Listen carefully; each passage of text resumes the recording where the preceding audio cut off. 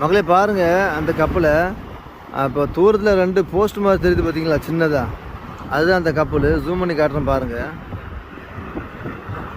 இதுதான் அந்த கப்பல் மக்களே. இன்னும் நல்லா ஜூம் பண்ணுறேன். இது மாதிரி கப்பலை நீங்கள் வந்து கடல்லையோ இல்லை டிஸ்கவரி சேனலில் எதுலையாவது பார்த்துருந்தா நீங்கள் கமெண்டில் சொல்லுங்கள்.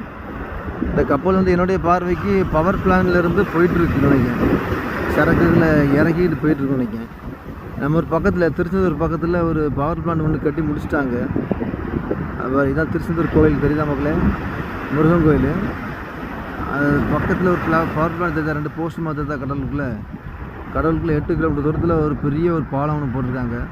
இந்த பாலத்து வழியாக தான் அந்த பவர் பிளான்ட்டுக்குள்ளே அந்த ஜாமாங்கெல்லாம் இவங்க ஏற்றிட்டு போவாங்க அந்த கப்பல் வழியாக. அந்த கப்பல் வந்து ஒரு 15 கிலோமீட்டர் தூரத்தில் இருக்குது. எந்த அளவுக்கு ஜூம் பண்ணி காட்ட முடியுமோ அதை இதுக்கு மேலே ஜூம் பண்ண முடியாது.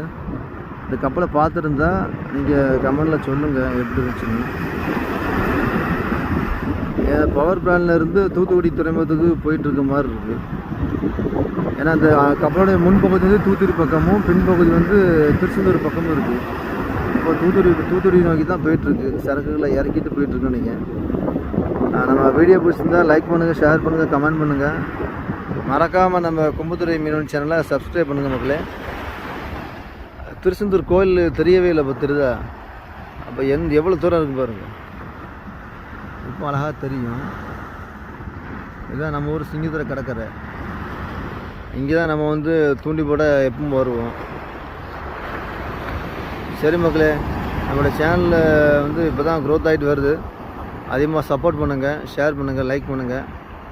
அடுத்த வீடியோ சந்திப்போம் மக்களே.